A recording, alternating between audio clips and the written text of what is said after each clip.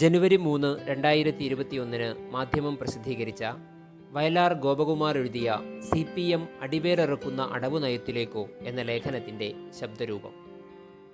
പുതിയൊരു അടവു നയത്തിൻ്റെ പണിപ്പുരയിലാണ് CPM. കോൺഗ്രസിനെ ഇല്ലായ്മ ചെയ്ത് പകരം BJPയെ പ്രതിപക്ഷത്ത് കൊണ്ടെത്തിക്കുക. സമീപകാല സമീപനങ്ങൾ അതാണ് വ്യക്തമാക്കുന്നത്. പ്രതിപക്ഷത്ത് കോൺഗ്രസിനേക്കാൾ വലിയ കക്ഷിയായി മുസ്ലിം ലീഗിനെ ചിത്രീകരിക്കുന്നതും ഈ അടവു നയത്തിൻ്റെ ഭാഗമായി കരുതാനാകൂ. ലീഗിന് ലഭ്യമാക്കുന്ന പ്രാമുഖ്യം BJPക്ക് ഗുണകരമാകുമെന്നും അതുവഴി കോൺഗ്രസിനെ ഉന്മൂലനം ചെയ്യാമെന്നുമുള്ള കണക്കുകൂട്ടലിലാണ് അതെങ്കിൽ മതേതര കേരളത്തോട് CPM ചെയ്യുന്ന ഏറ്റവും വലിയ പാതകമാകും അതെന്നാണ് കരുതേണ്ടത്. ഒരിക്കലും തിരുത്താനാകാത്ത വലിയ തെറ്റായി അതിനെ ചരിത്രം രേഖപ്പെടുത്തുമെന്നതിൽ സംശയം വേണ്ട. മതേതര ജനാധിപത്യ ചേരികളായിരുന്നു കേരളത്തിൻ്റെ ഏറ്റവും വലിയ പ്രത്യേകത. ഇടതും വലതും പക്ഷമായി അത് മാറി മാറി ഭരണത്തിൽ വന്നു. കേരളത്തിൻ്റെ വളർച്ചയിലും മതനിരപേക്ഷ സ്വഭാവത്തിലും ഈ ചേരികളുടെ സംഭാവന വലുതാണ്.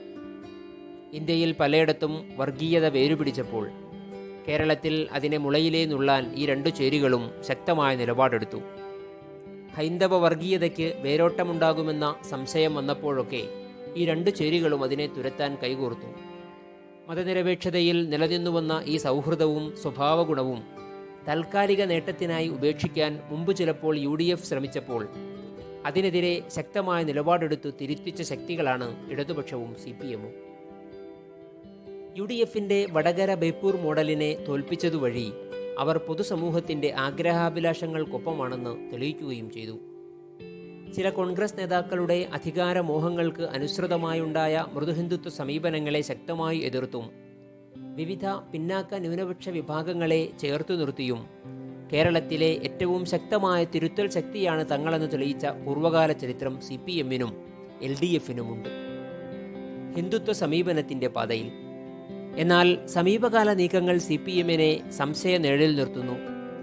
എതിരെ വന്ന വിവാദങ്ങളിൽ നിന്നും ആക്ഷേപങ്ങളിൽ നിന്നും രക്ഷപ്പെടാനാകണം CPM ഇപ്പോൾ ഹിന്ദുത്വ സമീപനത്തിൻ്റെ പാതയിലാണ്. ഹിന്ദുത്വമാണ് തങ്ങളുടെ തത്വശാസ്ത്രമെന്ന് പ്രഖ്യാപിച്ച് പ്രവർത്തിക്കുന്ന BJPയെ പോലും തോൽപ്പിക്കും വിധത്തിൽ അവർ ആ അജണ്ട പ്രാവർത്തികമാക്കുന്നു. കേന്ദ്രത്തിലെ BJP സർക്കാരിൻ്റെ ജനദ്രോഹ നടപടികളെ എതിർക്കുന്നതുപോലും ജനങ്ങളുടെ കണ്ണിൽ പൊടിയിടാനെന്ന മട്ടിലേക്ക് ചെറുതാകുന്നു.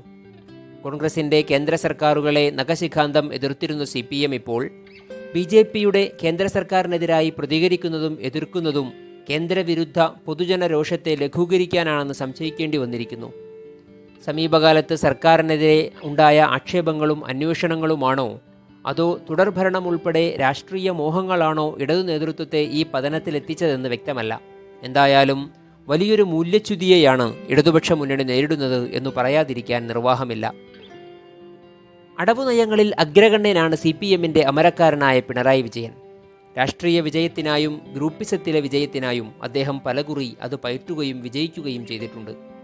എന്നാൽ പൂർണ്ണമായും അധാർമികമായ അടവു നയങ്ങൾക്ക് CPM മുതിർന്നിട്ടില്ല. അടുത്ത നിയമസഭാ തെരഞ്ഞെടുപ്പിൽ അതും ഉണ്ടാകുമോ എന്ന് ഭയക്കേണ്ട അവസ്ഥയാണ് മുന്നിൽ. ഭരണവും സമരവും പോയ വഴി. ഭരണവും സമരവുമാണ് CPM എക്കാലവും പുലർത്തിവന്ന രീതി. എല്ലാ കേന്ദ്ര സർക്കാരുകൾക്കെതിരെയും CPM ഭരണത്തിലിരിക്കുമ്പോൾ സമരം ചെയ്തിട്ടുണ്ട്. ഇടതുപക്ഷം പിന്തുണ കൊടുത്ത മൻമോഹൻ സിംഗ് സർക്കാരിനെതിരെ വരെ പോരാടുകയും നയപരമായ എതിർപ്പിനാൽ പിന്തുണ പിൻവലിക്കുകയും ചെയ്തത് ചരിത്രമാണ്. സംസ്ഥാനങ്ങളിൽ ഗവർണർമാർ വേണ്ടെന്നും അത് വെറും ആലങ്കാരിക പദവിയും അധികച്ചെലവുമാണെന്നും ഫെഡറലിസത്തിനെതിരെയാണ് ഗവർണർ പദവിയെന്നും വാദിച്ചവരാണ് ഇടതുപക്ഷം. എന്നാൽ കഴിഞ്ഞ ദിവസം അവരുടെ 2 മന്ത്രിമാരാണ് ക്രിസ്മസിന് കേക്കുമായി ഗവർണറെ മണിയടിക്കാൻ രാജ്ഭവനിലെത്തിയത്. കേന്ദ്രത്തിനെതിരായ കർഷക സമരവുമായി ബന്ധപ്പെട്ടാണ് ഇതെന്നു വരുമ്പോൾ ഗൗരവം വർദ്ധിക്കുന്നു. കർഷക സമരത്തിന് CPM കേന്ദ്ര നേതൃത്വം പരിപൂർണ പിന്തുണ നൽകുമ്പോഴും സംസ്ഥാന നേതൃത്വവും സർക്കാരും അത് മയപ്പെടുത്തുന്ന സമീപനമാണ് കാഴ്ചവെക്കുന്നത്. നിയമസഭയിൽ പ്രമേയം പാസാക്കുന്നതിനായി ഒരു ദിവസത്തെ സമ്മേളനം വിളിച്ചു ചേർക്കാൻ ഗവർണർക്ക് കത്തുകൊടുക്കുമ്പോൾ അതിന് വ്യക്തത വേണം. അവ്യക്തമായ കത്തുകൊടുത്തതിലെ ഉദ്ദേശശുദ്ധിയിൽ സംശയിച്ച് ഗവർണർ അനുമതി നിഷേധിച്ചപ്പോൾ അതിനെ ശക്തമായി എതിർത്തതും പ്രതിഷേധിച്ചതും പ്രതിപക്ഷമായിരുന്നു. കോൺഗ്രസ് നേതാക്കൾ കാട്ടിയ എതിർപ്പിൻ്റെ ഒരംശം പോലും CPM നേതൃത്വത്തിൽ നിന്നുണ്ടായില്ല. പകരം ഉണ്ണിയേശു പിറന്നപ്പോൾ കിഴക്കുനിന്ന് പൊന്നും മീറയും കുന്തിരിക്കവുമായി എത്തിയ 3 ദിവ്യന്മാരെപ്പോലെ ക്രിസ്മസിന് 2 മന്ത്രിമാർ ഗവർണറെ കാണാനെത്തി. സൗഹൃദം ഊട്ടിയുറപ്പിച്ച് നിയമസഭ കൂടാനുള്ള അനുമതിയുമായി അവർ മടങ്ങി. ഗവർണറുമായി സർക്കാർ രമ്യതയിൽ പോകരുത് എന്നല്ല, ഇടതുപക്ഷം തുടർന്നു വന്ന രീതികളുമായി നോക്കുമ്പോൾ ഈ സമീപനത്തിൽ പൊരുത്തക്കേടുണ്ട്. കേന്ദ്ര സർക്കാരിൻ്റെ കർഷക വിരുദ്ധ നടപടികളിൽ എതിർപ്പ് പ്രകടിപ്പിക്കാനുള്ള ഒരു വേദി കൂടിയാണ് ഗവർണറുടെ ഓഫീസ്. അവിടെ അദ്ദേഹത്തെ പ്രീണിപ്പിക്കുന്ന സമീപനം ഗവർണർ പദവിയെ തന്നെ എതിർക്കുന്നവരിൽ നിന്നുണ്ടായി. ശേഷം സഭ ചേർന്നപ്പോൾ ഈ സംശയത്തെ ന്യായീകരിക്കുന്ന നിലപാടാണ് സർക്കാരിൽ നിന്ന് കണ്ടത്. കേന്ദ്രവിരോധം അറച്ചറച്ച്. കാർഷിക നിയമങ്ങൾക്കെതിരെ അതിശക്തമായ നിലപാട് പ്രതിപക്ഷത്തു നിന്നുണ്ടായപ്പോൾ ഭരണപക്ഷത്തു നിന്നുള്ള എതിർപ്പ് വഴിപാട് പോലും നേർത്തു. ഇത്തരം അവസരങ്ങളിൽ കേന്ദ്ര നിയമത്തെ മറികടക്കാനുള്ള ആത്മാർത്ഥത സംസ്ഥാന സർക്കാരിനുണ്ടെങ്കിൽ ബദൽ നിയമം പാസാക്കുകയാണ് ചെയ്യുക. എന്നാൽ അങ്ങനെ കേന്ദ്രത്തിൻ്റെ വിരോധം പിടിച്ചുപറ്റാൻ പിണറായി സർക്കാർ തുനിഞ്ഞില്ല. അതും ഇടതുപക്ഷ നയവ്യതിയാനമായേ കാണാനാകൂ. കർഷകദ്രോഹ നടപടികളോ തൊഴിലാളിദ്രോഹ നടപടികളോ കേന്ദ്രത്തിൽ നിന്നുണ്ടായാൽ വിട്ടുവീഴ്ചയില്ലാത്ത എതിർപ്പാണ് ഇടതുപക്ഷവും CPM-ഉം പ്രകടിപ്പിക്കാറുള്ളത്. എതിർത്താൽ ഭൗതിക സഹായങ്ങൾ കിട്ടില്ലെന്ന ഭയം ഇടതു സർക്കാരുകൾക്ക് മുമ്പൊരിക്കലും ഉണ്ടായിക്കണ്ടിട്ടില്ല. എന്നാൽ സമീപകാല വിവാദങ്ങളും അതേ തുടർന്ന് കേന്ദ്ര ഏജൻസികളിൽ നിന്നുണ്ടായ അന്വേഷണങ്ങളുമാണോ ആവോ കർഷക സമരത്തിൽ പോലും ശക്തമായ നിലപാടെടുക്കാൻ മടിക്കുകയായിരുന്നു സംസ്ഥാന സർക്കാർ. കേന്ദ്ര സർക്കാരിനെയോ പ്രധാനമന്ത്രിയെയോ ശക്തമായി വിമർശിക്കാൻ കഴിയാത്ത ഭയമോ സ്നേഹമോ ഇടതുപക്ഷത്തെ ഗ്രസിച്ചുവോ?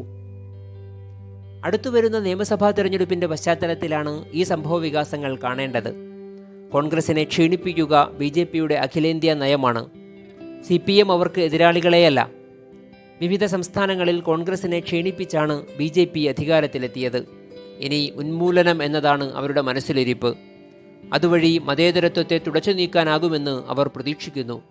അതിനായി എന്ത് അടവു നയത്തിനും തയ്യാറുള്ള പാർട്ടിയാണ് BJP. ആരുമായും നീക്കുപോക്കുണ്ടാക്കാൻ അവർ തയ്യാറാകും. കേരളത്തിലും കോൺഗ്രസ് ആണ് അവരുടെ മുന്നിലെ വലിയ പ്രതിബന്ധം. എല്ലാ ജാതിമത വിഭാഗങ്ങളെയും ഉൾക്കൊള്ളുന്ന കോൺഗ്രസിനെ ദുർബലമാക്കിയാൽ ഇവിടെ വർഗീയ ധ്രുവീകരണം എളുപ്പമാകുമെന്ന് BJP കണക്കുകൂട്ടുന്നു. CPM ആകട്ടെ മറ്റെന്തിനേക്കാളും ഭരണ തുടർച്ചയ്ക്ക് പ്രാധാന്യം നൽകുന്നു. വിവാദങ്ങളും ആക്ഷേപങ്ങളും എതിരു നിൽക്കുമ്പോൾ അവർക്ക് ഭരണ തുടർച്ച അനിവാര്യമായി മാറുന്നു. ഭരണത്തേക്കാൾ വലുത് പ്രത്യയശാസ്ത്രവും മൂല്യങ്ങളുമാണെന്ന് കരുതിയിരുന്ന, അതിനായി ഭരണം പോലും ഉപേക്ഷിക്കാൻ തയ്യാറായ പഴയ CPM ഇന്നില്ല. അധികാരത്തിനു വേണ്ടി എന്തു വിട്ടുവീഴ്ചയ്ക്കും തയ്യാറാകുന്ന CPM-നെയാണ് ഇന്ന് കാണുന്നത്. അതിനായി അവരും എന്തു നീക്കുപോക്കിനും തയ്യാറായേക്കാം. അഴിമതി പാർട്ടിയെന്ന് CPM ആക്ഷേപിച്ചിരുന്ന കേരള കോൺഗ്രസിനെ ഒരു മടിയും കൂടാതെ മുന്നണിയിലെടുത്തത് ഭരണ തുടർച്ച ആഗ്രഹിച്ചു തന്നെയായിരുന്നു. മൂല്യങ്ങളല്ല, ഭരണമാണ് വലുതെന്നതിലേക്ക് CPM എത്തിയിരിക്കുന്നു.